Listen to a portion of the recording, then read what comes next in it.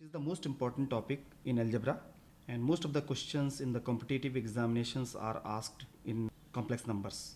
A complex number is defined as an ordered pair xy of a real number if we denote the complex number z is equal to x plus iy. Then x is called a real part of the complex number and y is called imaginary part of the complex number. I again repeat, a complex number is defined as an ordered pair xy of a real number.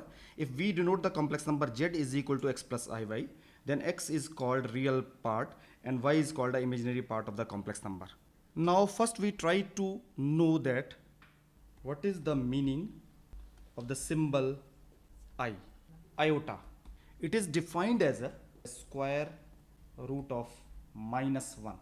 That is the solution of x square plus 1 is equal to 0. Then x square becomes minus 1. Then x becomes root of minus 1. This is defined as I. So I square is equal to minus 1. I cube is equal to I square into I.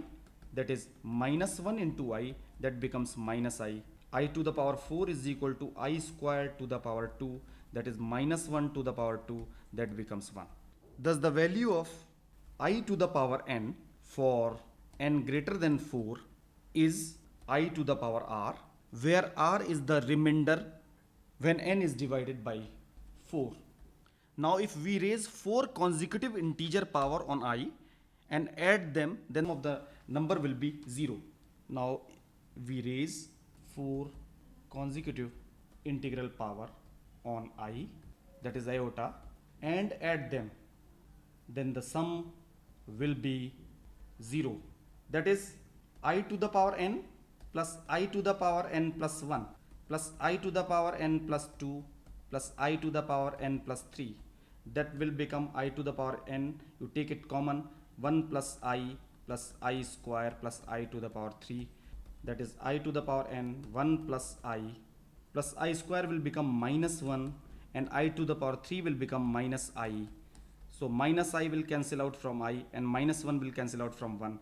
So I to the power n into 0, that will become 0. Now let us discuss some problems based on iota. Illustration 1.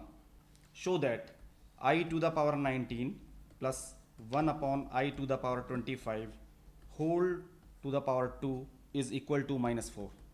I to the power 19 can be written as I to the power 4 whole to the power 4 into I to the power 3. That is minus 1 to the power 4, that is I to the power 3, and it will become I cube. Further can be written as I square into I, and I square is written as minus 1 into I, then I to the power 19 will become minus I. Now if we write I to the power 25, it can be written as I to the power 4 whole to the power 6 into I. I to the power 4 is equal to 1 whole to the power 6 into I, that is I. Here I to the power 19, I to the power 19 will be written as I to the power 16 into I to the power 3. I to the power 16 can be written as I to the power 4 whole to the power 4 into I cube.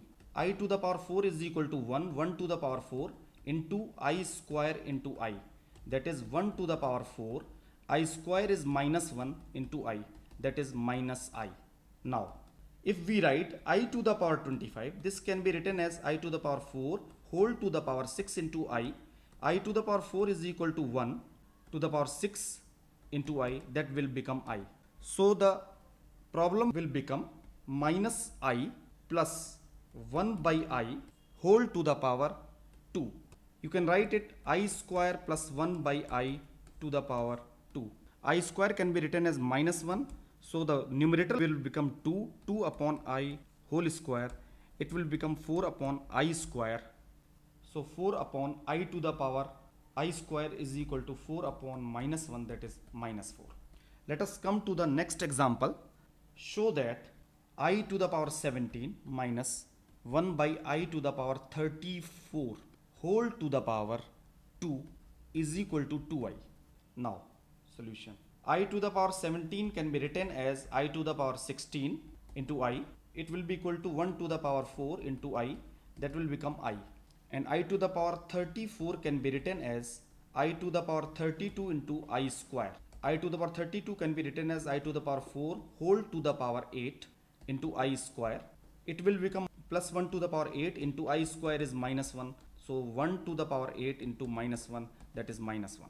So the quantity in the bracket will become I plus 1 whole square. If we will open this bracket, that is I square plus 1 plus 2i.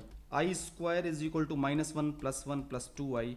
Minus 1 plus 1 cancels out, that will become 2i. So this is the answer. Now let us come to the third example.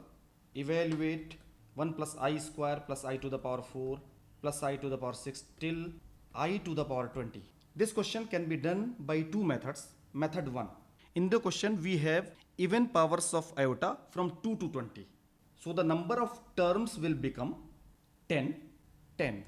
By including 1, the total number of terms are 11. Now, out of these 10 terms, 5 terms are having even powers of I square, and the rest 5 are having odd powers of I square. So these 5 terms cancel each other. So the first term, that is 1, is left. So the answer is 1. Method 2. Let us look at the second method. Sum is given as S is equal to 1 plus I square plus I to the power 4 plus I to the power 6 till I to the power 20. This forms a GP whose common ratio is I square. Now we know that the sum of GP A plus AR plus AR square till AR to the power n minus 1 is equal to AR to the power n minus 1 divided by R minus 1. Now the sum S is equal to 1 plus I square plus I to the power 4 till I to the power of 20. The sum can be written as 1 into I square to the power 11 minus 1 divided by I square minus 1. So this will become I to the power 22 minus 1 divided by I square minus 1. I to the power 22 can be written as I square minus 1 divided by I square minus 1. So this will cancel out, it will become 1. So you can also do this problem by a summation of the series, and the series is geometric progression. Let us come to a very important theorem, that is, if A and B are positive real number, then root of minus A into root of minus B is equal to root of, with minus sign, root of AB.